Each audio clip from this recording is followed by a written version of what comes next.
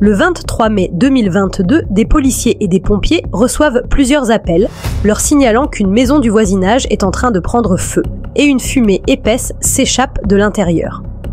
Quand les agents de police et les pompiers vont arriver sur les lieux, ils vont découvrir une fillette de 8 ans et un petit garçon de 9 ans totalement inconscient, sans la présence de leurs parents à l'intérieur. Hey! Hey! I need a medic! Medic! Now! Now!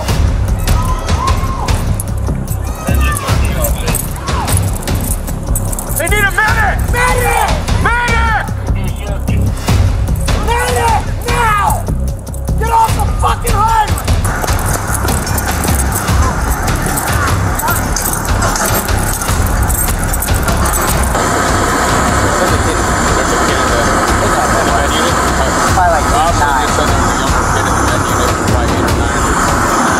Selon les policiers, les enfants n'ont pas été brûlés, mais c'est principalement l'inhalation de la fumée qui les a mis dans cet état.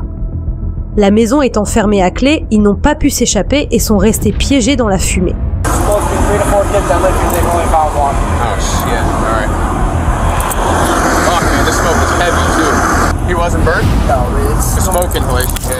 Les agents de police vont alors se mettre à interroger le voisinage, afin de déterminer à qui appartient la maison et à qui appartiennent ses enfants.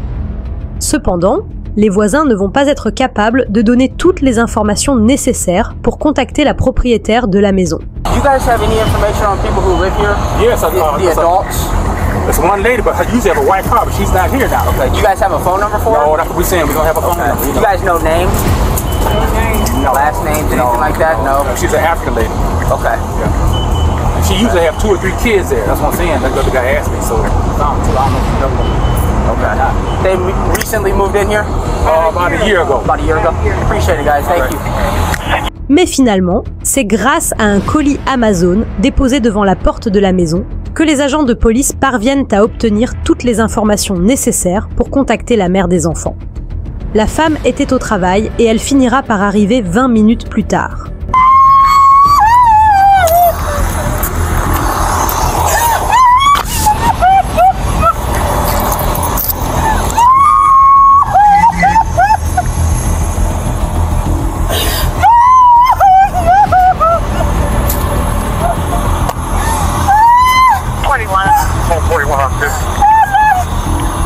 Can you start the 56 and car 9 at 255 East Niagara Falls Avenue?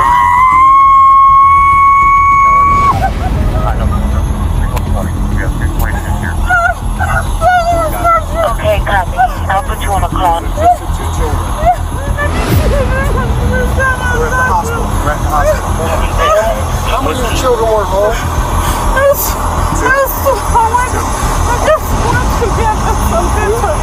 Two children were home, huh? Just 2? How old are they? 87. 87. We'll get you down to the hospital. Ma'am, how old are your children?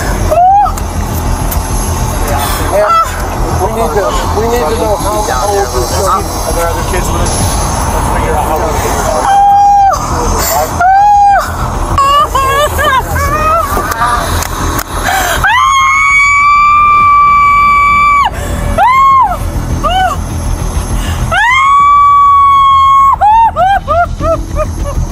Après investigation, les enquêteurs vont découvrir que la mère avait retiré les enfants de l'école plus tôt que d'habitude ce jour-là et les avait enfermés dans la maison à clé avant d'aller travailler, les laissant ainsi seuls pendant 9 heures de temps.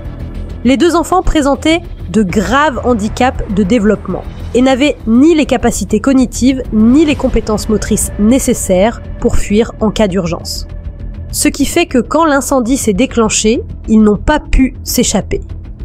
L'incendie a été provoqué par une multiprise surchargée avec de nombreux appareils branchés dans le salon.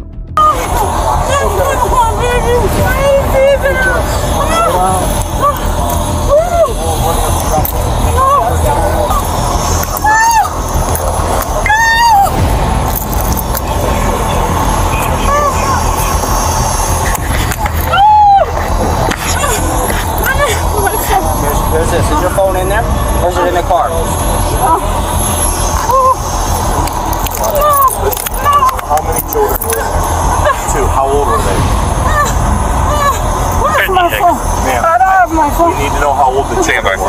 I'll get your phone. In your car. I'll get your phone. Talk to him. It's in Okay? a white car. Okay, talk to him. I'll get your phone.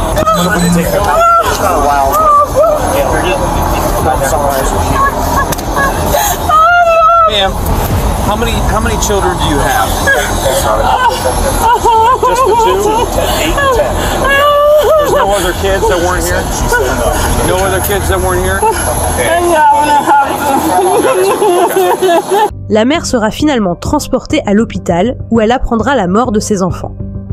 Quelques jours plus tard, après la tragédie, elle se fera arrêter et conduite en prison, où elle va être inculpée pour 2 chefs d'accusation, à savoir homicide involontaire et négligence infantile. Elle plaidera coupable et sera condamnée à 9 ans de prison.